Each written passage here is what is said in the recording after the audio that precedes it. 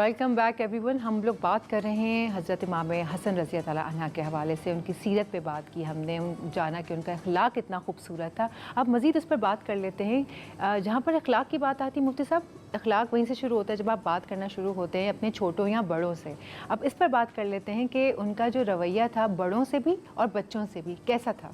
सुभान अल्लाह। देखें, यहाँ कोई किसी आलिम के साथ हो, आलिम उसको रसूलुल्लाह की हदीस बयान करे, वो बच्चा उसको सीखे तो उसके आदत व अतवार बदल जाते हैं।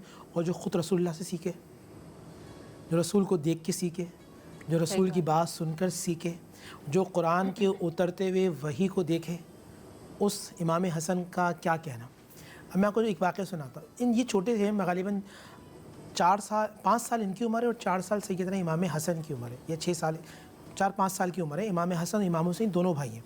ये मस्जिद नबवी में आए तो देखा एक बुज़ुर्ग आदमी ने जो बड़ी उम्र के, उन्होंने कलमा पढ़ा है मगर उनको वज़ू का तरीका नहीं आता और वो वज़ू गलत कर रहे हैं। अब ये तरबियत मुस्तफ़ा थी, तरबियत ज़हरा थी, तरबियत अली थी कि हमें ऐसा कलाम करना है कि सामने वाले का दिल ना टूट जाए।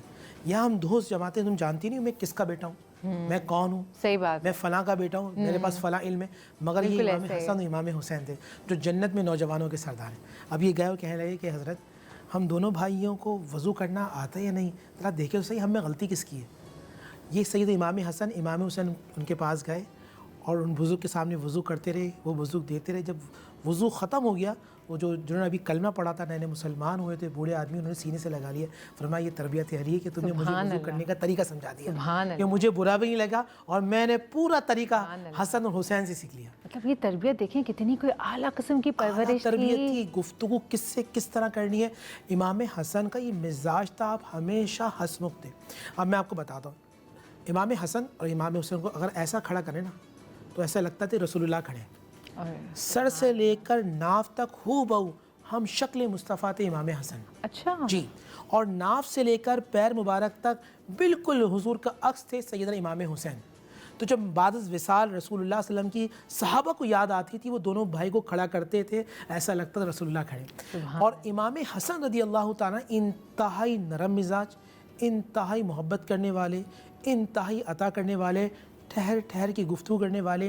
कोई सख्त जुमला बोल दे तो इमाम हसन का अंदाज़ ऐसा होता था कि आप दिलों को जोड़ दिया करते थे। सुभान अल्लाह, सुभान अल्लाह। आप कुछ सीरत के हवाले से उनकी बताना चाहेंगी, छोटों के साथ कैसे परवरिश बात करते थे। जब फ़ातिमा ज़हरा सलामुल्लाह अलैहा के घर में एक मरतबा इमाम हसन इमाम हुसैन अलैहिस्सलाम तशरीफ़ लाए और कहा कि अम्मा जान फैसला कीजिए किसकी खुशखती ज़्यादा अच्छी। दोनों ने अपनी अपनी तख्ती को शहज़ादी कौनैन के सामने रखा और शहज़ादी कौनैन जनाब फ़ातिमा ज़हरा सलामुल्लाह अलैहा बावजूद इसके कि बीवी के एक माँ के लिए बच्चों की खुशखती का फ़ैसला करना कौन सा बड़ा मुश्किल काम था, मगर शहज़ादी कौनैन जनाब फ़ातिमा ज़हरा सलामुल्लाह अलैहा ने फरमाया कि तुम्हारे बाबा जान आएंगे तो वो बताएंगे। यानी माँ ने बच्चों को बाप की जानिब मुतवज्जो किया। यानी हम ऐसी कुल किताबें काबिल ज़ब्ती समझते हैं कि जिनको पढ़ के बच्चे बाप को खपती समझते हैं। यानी माँ जो है बाप और बच्चों के दरमियान में जनरेशन गैप ख़त्म कर सकती है।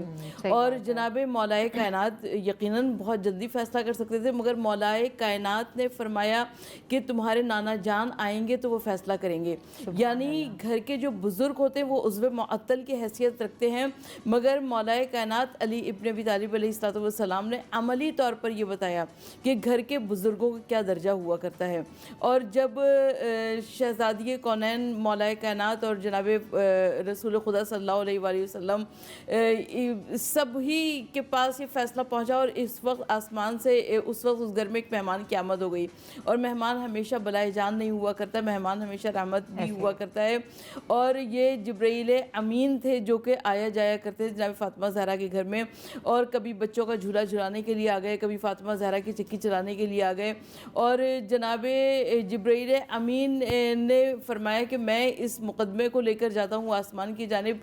और जब आसमान पे वो मुकदमा लेकर गए तो बारगाह इज़्ज़ी से इरशाद हुआ कि फ़ातिमा ही इस मुकदमे को हल करेंगी।